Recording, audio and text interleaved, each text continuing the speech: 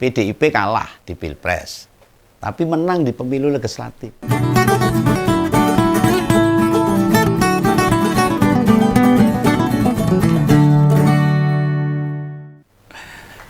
Bulan Oktober tinggal 3 bulan lagi. Ya, ini makin mendekati pergantian presiden. Situasi politik di istana ini makin ngeri-ngeri sedap, Pak. Nah, itu majalah Tempo yang kemarin memberitakan itu. Jika Perpu tentang MPR, DPR, DPD, dan DPRD segera keluar, Perpu ini akan mengganti mekanisme pemilihan ketua DPR. Nah, berdasarkan informasi yang digali majalah itu, regulasi itu sudah di meja istana itu, tinggal erek-erek, tanda tangan sah diberlakukan. Nah, apa konsekuensi dari Perpu MD3 yang baru tersebut? Itu mengambil alih kepemimpinan DPR dari PDIP. Maksudnya ini menurut kacamata Begawan loh. Oh, Begawan baca berita, Pak. Lah kok bisa begitu? Bisa mengambil alih kepemimpinan DPR dari PDIP.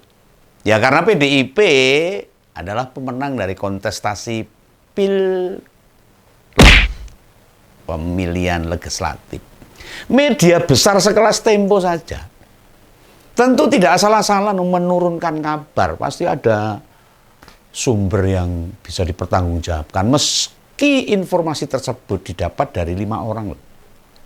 3 orang dari PDIP dan 2 lainnya orang dekat Pak Jokowi. Lah majalah itu menulisnya dengan geng Solo. Artinya orang-orang yang berasal dari Solo. Ini bukan informasi sembarangan. Ya mau bagaimanapun rakyat tahu siapa pemenang pemilu kemarin. PDIP. Selama ini yang jadi ketua DPR adalah pemenang pemilu yang kemarin dijabat oleh Mbak Puan. Karena PDIP pemenangnya. Mengapa demikian? Untuk menghargai dan menghormati proses demokrasi yang sudah berjalan. Alasan lainnya tentu untuk check and balance, keseimbangan. Nah, dalam sejarah pemilu di Indonesia, pimpinan DPR memang pernah dipegang bukan pemenang pemilu. Diusrek gitu. Itu pada proses pemilihan pimpinan DPR pada tahun 2014. Meski menang pemilu, itu PDIP, PKB, Nasdem, dan Hanura kalah voting. Ya akhirnya DPR dikuasai koalisi merah putih, yakni Setio Novanto dari Golkar yang sekarang masuk bui karena korupsi. Sebagai ketua DPR waktu itu, didampingi 4 anggota, mereka adalah Fadlizon dari Gerindra, Agus Hermanto dari Demokrat, Taufik Kurniawan PAN, dan Fahri Hamzah dari PKS. Hanya kondisinya sekarang berkebalikan dengan tahun 2014. Waktu itu PDIP menang pemilu dan Pilpres, tapi kalah dukungan di Senayan.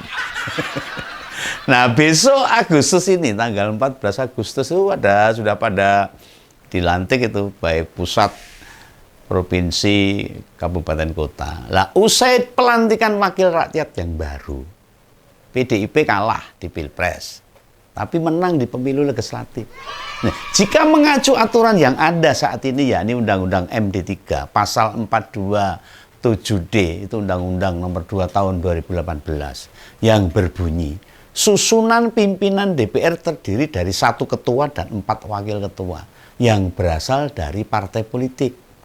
Nah, berdasarkan urutan perolehan kursi terbanyak di DPR tentunya.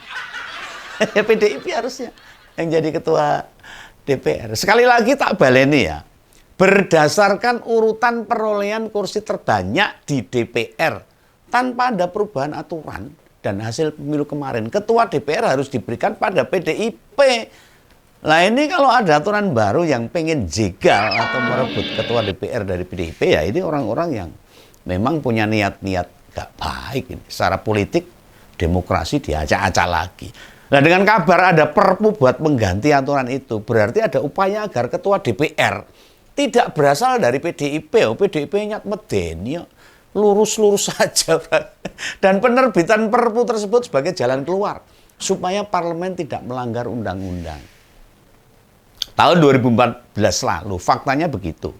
pemenang pemilu tidak jadi pimpinan DPR. Nah, sayang ini Begawan lupa ini. Kok itu tidak dipersoalkan ya.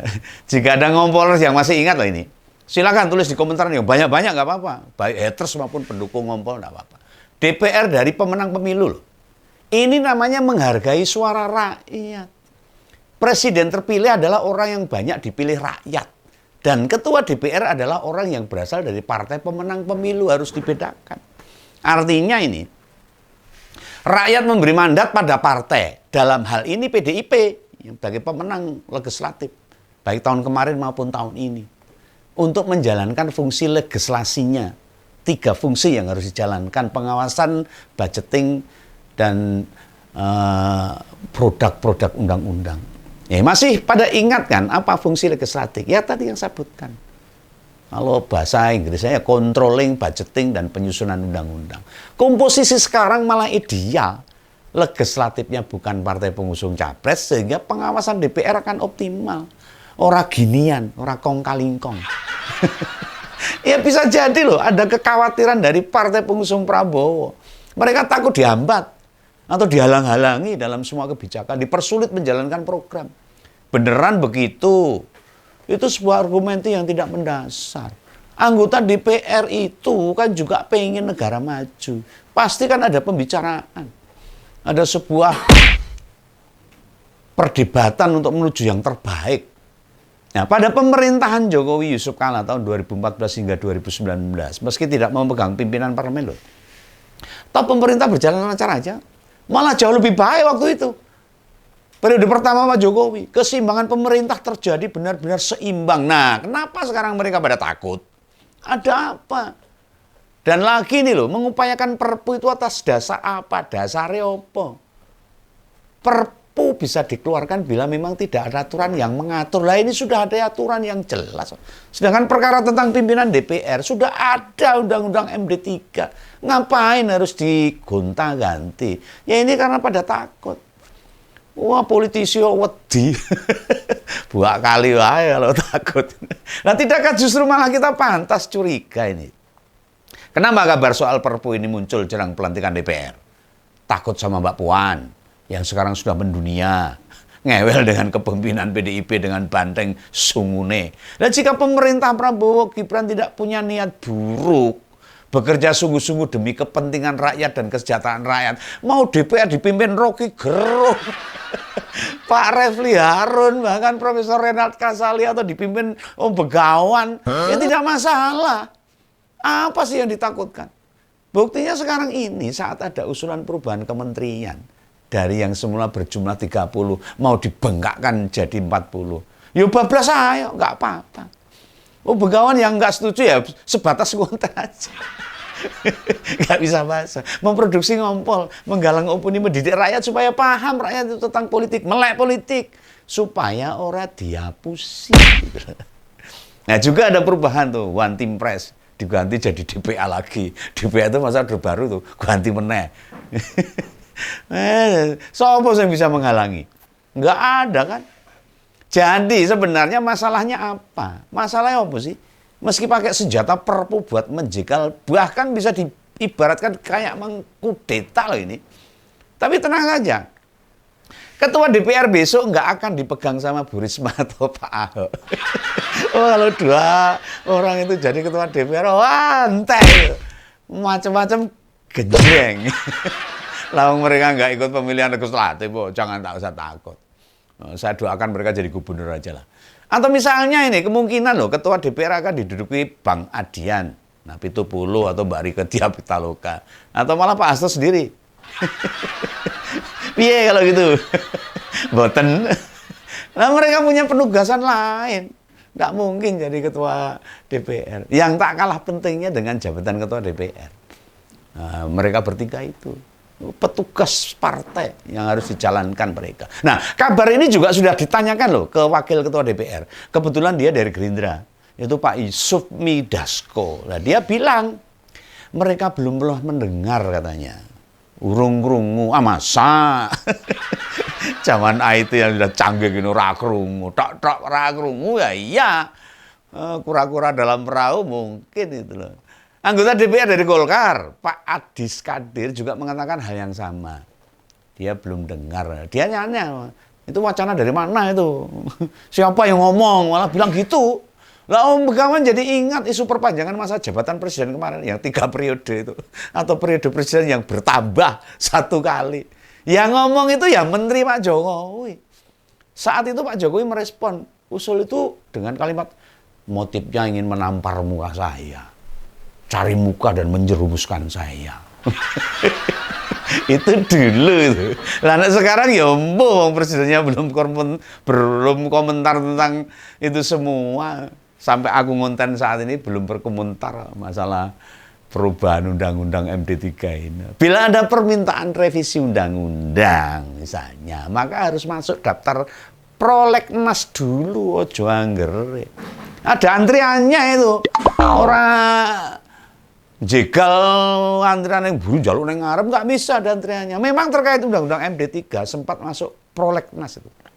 Hanya kaitannya dengan urusan lain, bukan masalah pemilihan ketua DPR ini, bukan soal pimpinan DPR. Nah, fraksi-fraksi di DPR lantas sepakat ini ngedrop rencana revisi undang-undang MD3 dari prolegnas karena berpotensi menimbulkan hal-hal yang tidak diinginkan. Banyak perdebatan, terus malah balang-balangan kursi.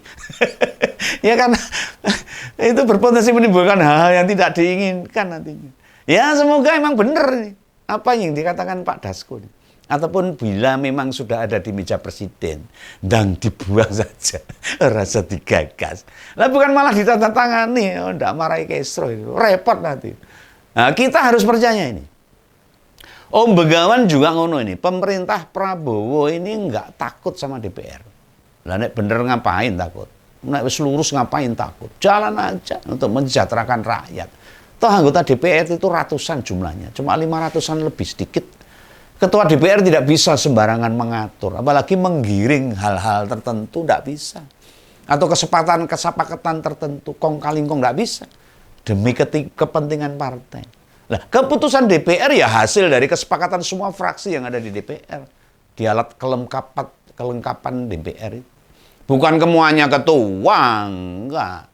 Dokumen perpu yang dimaksudkan, bila benar ada ini, pasti disodorkan oleh orang-orang yang tidak paham demokrasi sejatinya itu seperti apa. Mongkar PDW berarti belum menguasai tentang demokrasi Indonesia itu seperti apa. Nah sekarang, saiki, coba kita cek ya. Dari hasil pemilu kemarin tuh, pimpinan DPR akan berasal dari mana? Dari mana saja lah. Meski sekarang ini proses penempatan kursi DPR RI rong rampung, belum selesai. Terakhir kalau nggak salah itu masih ada gugatan dari Demokrat atau Nasdem. Ya Om Begawan lali nih, lupa nih. Bila masih ada gugatan ini misalnya, KPU belum bisa menetapkan. Ya, secara garis besar tidak akan berpengaruh banyak. Gugatan-gugatan yang masih berjalan biasanya itu antar caleg aja, bukan antar partai. Apalagi antar caleg beda partai, wah, ora digagas. Dari data yang bisa kita lihat sekarang ini, Ketua DPR hampir pasti masih dipegang oleh PDIP. Sebab mereka punya kursi mencapai 103 di periode mendatang. Masih pemenang. Dan jumlah itu jelas jumlah terbanyak. 4 wakil ketua DPR akan diisi oleh anggota DPR dari Golkar yang mendapatkan 100 kursi. Lalu Gerindra yang punya 86 kursi. Dan disusul PKB yang 66 kursi. Serta mungkin terakhir Nasdem itu 65 kursi. Oh, ini nek komposisinya begitu berarti wakil ketuanya dari pendukung pemerintah hanya loro no. Lainnya dari non pendukung pemerintah. Nah, proporsinya pimpinan DPR bisa 3 oposisi dan 2 pendukung pemerintah loh. Oh, lah ini gawat ini. Lah pantes Gerindra nawari PKB sama Nasdem gabung. Oh, masalahnya ini ternyata. Lah nek berada di seberang, wah ini malah rada anget-anget panas. Ya udahlah, kita tunggu aja perkembangan selanjutnya apa saja perjalanan demokrasi di Indonesia, khususnya di Senayan, tentang para anggota DPR yang umik karena DW karena undang-undang untuk mengamankan dirinya mereka, mengamankan partainya. Itu paling-paling ya politik seperti itu. Itu ya, pesan Begawan, semoga masyarakat paham. Sampai jumpa. Salam Begawan, salam ngompol. Dadah.